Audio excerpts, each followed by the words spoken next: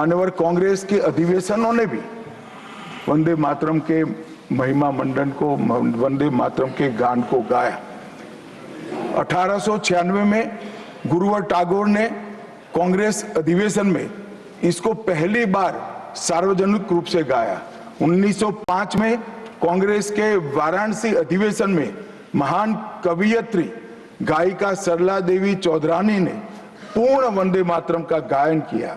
और 15 अगस्त 1947 को जब देश आजाद हुआ, सुबह 6:30 बजे सरदार पटेल के आग्रह पर पंडित ओमकार नाथ ठाकुर जी ने आकाशवाणी से अपने मधुर स्वर में वंदे मातरम का गान कर देश को भावुक कर दिया। और ये सभी भावना को देखते हुए संविधान सभा की अंतिम बैठक 24 जनवरी 1950 को संविधान सभा के अध्यक्ष राजेंद्र प्रसाद जी की अध्यक्षता में जो हुई, उसमें राष्ट्रगान के बराबर सम्मान देते हुए वंदे मातरम को राष्ट्रगीत घोषित करने का काम किया। मान्यवर, मैं कल देख रहा था कांग्रेस के कई सदस्य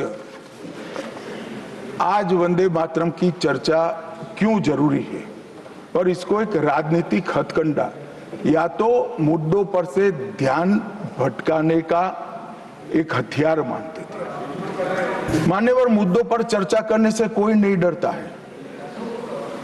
संसद का बहिष्कार हम नहीं करते हैं। संसद का बहिष्कार अगर करना है, संसद का बहिष्कार न करे, संसद चलने दे, तो सब मुद्दों पर चर्चा होगी। हमें कुछ डरने जैसा नहीं है, छिपाने जैसा नहीं है। कोई भी मुद्दा हो, हम चर्चा करने के लिए तैयार है। परंतु वंदे मातरम के गान की चर्चा को, वंदे मातरम के गान पर की चर्चा को टालने की ये मानसिकता ये नई नहीं। मान्यवर, ये तो वंदे मातरम का 150वां साल है।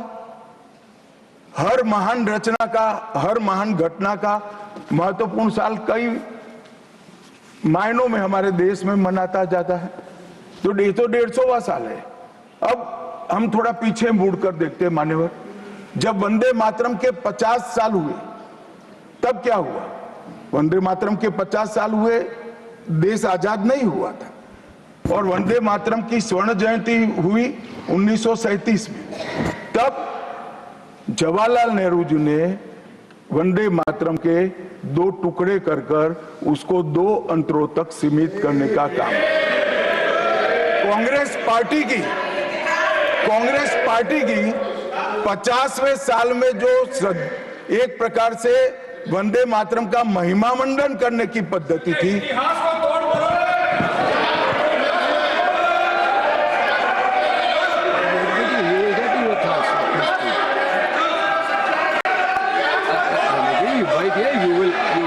you will get your chance to speak now. Unless he yields, unless he yields, how I can?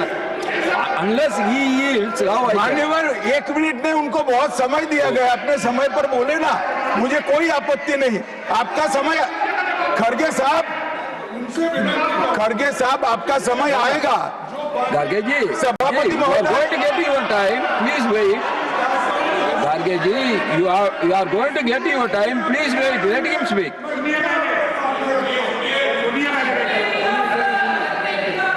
मान्यवर, 50वें पड़ाव पर वंदे मातरम को सीमित कर दिया गया। वहीं से तुष्टीकरण की शुरुआत हुई और वो तुष्टीकरण जाकर देश के विभाजन में।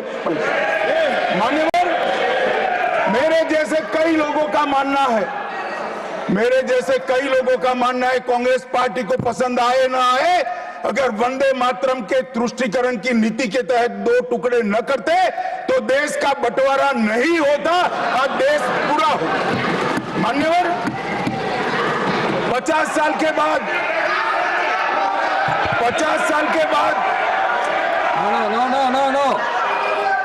No, nothing will 50 साल go के on बाद record except honorable minister's speech. Please. मान्यवर, 50 साल के बाद वंदे मातरम 100 साल का हुआ।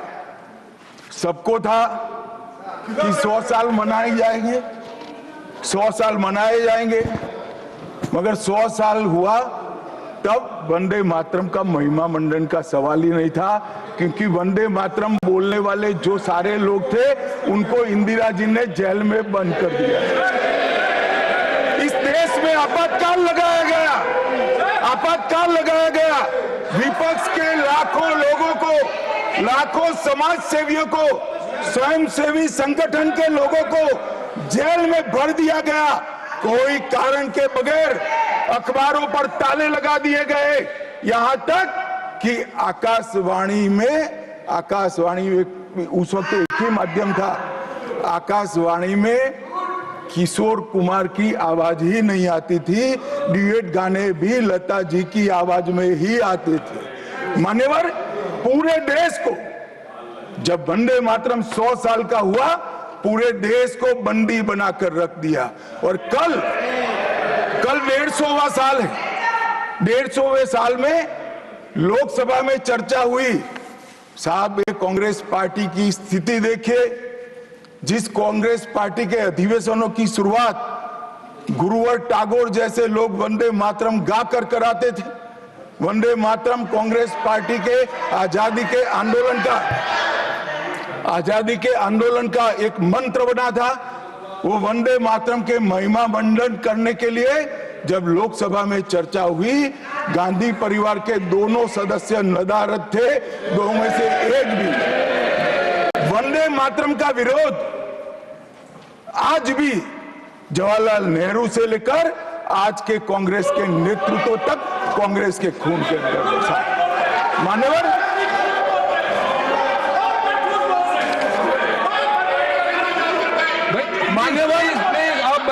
प्लीज आप बैठिए। मान्यवर, मैं तथ्यों के आधार पर कहता हूं, कांग्रेस पार्टी की एक नेत्री ने कांग्रेस बैठ जाओ रामदास,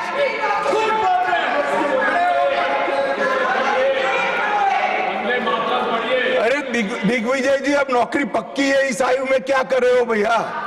अब नहीं जाएगी नौकरी। मान्यवर, मैं जो कह रहा हूं वो रिकॉर्ड का हिस्सा है दूसरे सदन का। मान्यवर, दूसरे सदन की चर्चा में कांग्रेस पार्टी की एक प्रमुख नेत्री ने कहा है कि वंदे मातरम की आज चर्चा की कोई जरूरत नहीं है।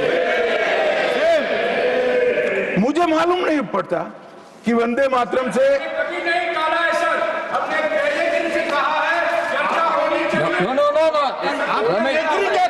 जयराम रमेश जी, प्लीज बैठिए, प्लीज आप बैठिए जी।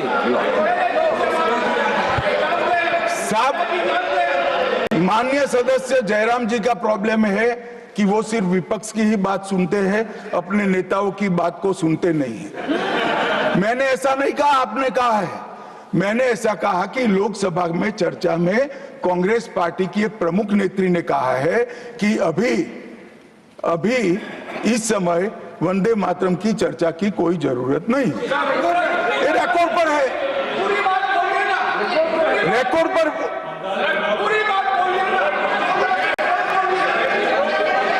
मान्यवर, आप बैठिए।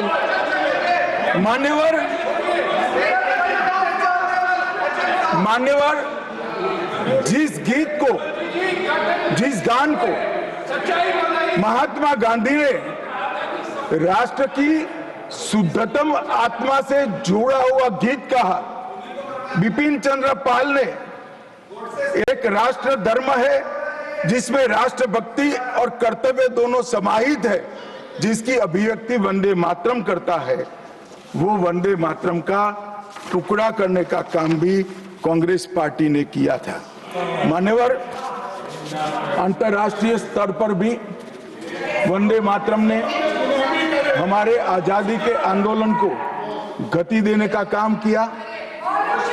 श्याम जी कृष्ण वर्मा, मैडम भिखाजी कामा और वीर सावरकर ने जो भारत का त्रिवर्ण ध्वज निर्मित किया था, उस पर स्वर्णिम अक्षर में एक ही नाम था, वंदे मातरम। मान्यवर, बर्लिन के ओलंपिक्स में भी 1936 में गुलामी के कालखंड में भी जब हमारे हॉकी की हमारी टीम को उत्साह की जरूरत थी, प्रेरणा की जरूरत थी, कोच ने लाइन में खड़े कर भावपूर्ण तरीके से वंदे मातरम का गान किया और हम गोल्ड मेडल जीत कर आ गए।